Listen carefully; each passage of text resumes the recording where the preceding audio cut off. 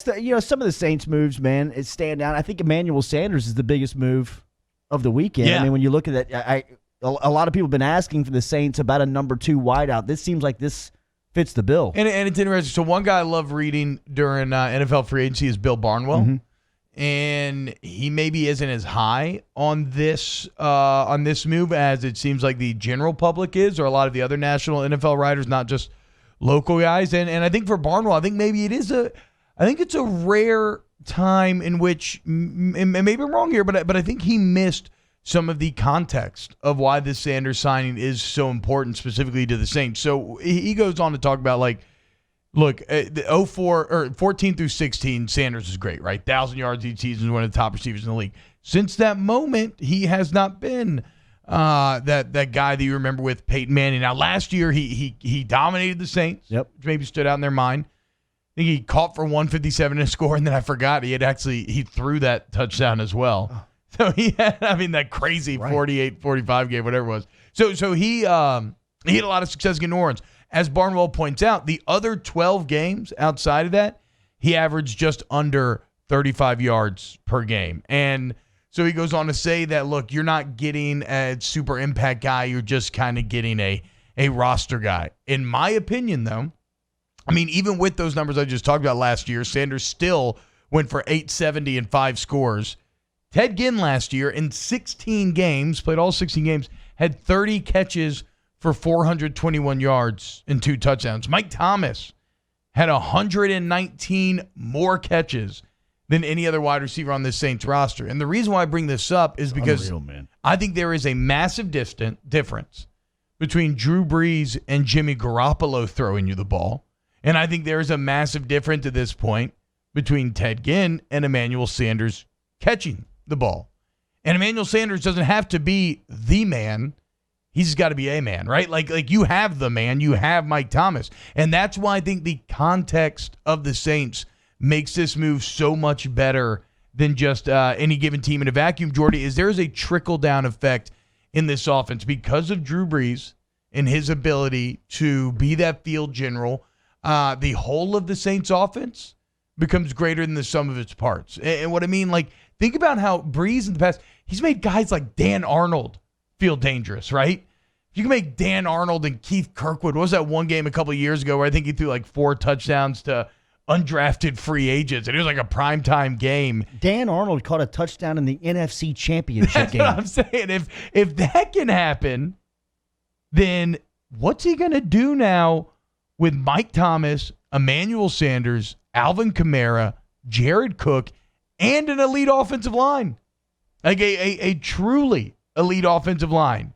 And so Brees is already, I think, uniquely talented at exploiting defensive pressure points. He manages to stretch you out because he does spread out the ball so much you can't really leave any stone uncovered. Well, Drew, now with this crew, it seems like you would be able to stress defenses even more. Emmanuel Sanders is coming here to be your slot guy. He's coming here to be your Willie Snead or Lance Moore.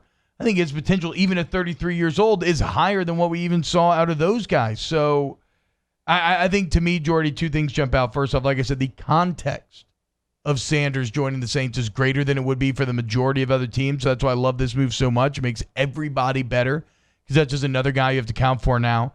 And if you're someone who thinks that Drew Brees can't get it done, that's going to be put to the test this year because he has no excuse, right? Like Brady last year had an excuse.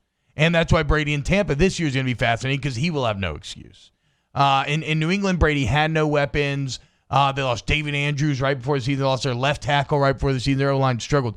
Both Brees and Brady this season are in incredible situations. They just have to prove and they get it done at their age. And all this is just making me so excited for football season. And I'm just praying every day that we can figure something out so we can watch those two play in the NFC South twice a year. Yeah, further on the point that you make with Brees working with wide receivers, the same goes for Sean Payton. You mentioned that 45-43 game with San Francisco and Payton last season. It was 2 of the best play callers in the zone. Yeah. You know what I mean? It was 2 of them going back and forth at each other and trying to find certain skill sets for their players and putting them in great positions to make plays. And I think that's what Emmanuel Sanders does for not only Brees to put him in spots to get him the ball, but for Sean Payton to put him into positions to make plays. And I think That's what I'm saying, dude. Sanders coming out the slot when you already got a double Thomas. Okay, you take care of those two, and if Jared Cook continues his level of play from the end of last season, and then I guess the wild card in this would be Alvin Kamara. Can Alvin Kamara get back to being the player that he was when he was tag team with Mark Ingram versus more of what we saw last year, where he just never seemed to quite find his flow last season? Everybody's talking about what Tom Brady's going to do in Tampa Bay. Mm-hmm. Where's New England going to go for quarterback? Because they signed Brian Hoyer yesterday. Saw that. But that means that they now have Jared Stidham, Cody Kessler, and Brian Hoyer. I don't know. And Stidham beat out Hoyer for the backup job last year. So Hoyer was waived from the Patriots, so they just re-signed him to bring in some depth. And he's been there like 3 or 4 times in his career now at this point. I'd imagine they draft one. I'd imagine that they draft a quarterback. I wonder. Oh. But when I look at the list of names that could be possible there, Cam Newton, Andy Dalton, Jameis Winston. Those are the big 3 starters that are still out there. If Belichick ever wanted, where's he going?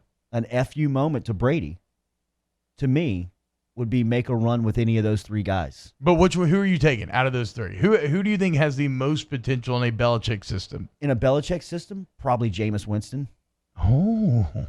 I'm not as low on Jameis Winston as everybody else is. I think Bruce Arians did a lot of good for him in just coaching him and teaching him how to play the spot.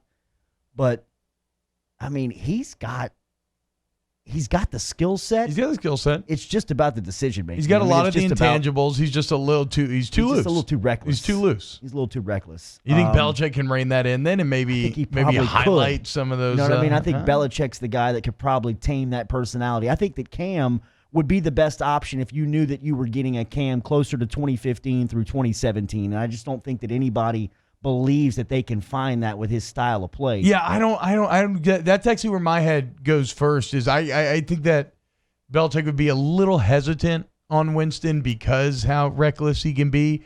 But someone like Cam Newton, I mean, I don't know though.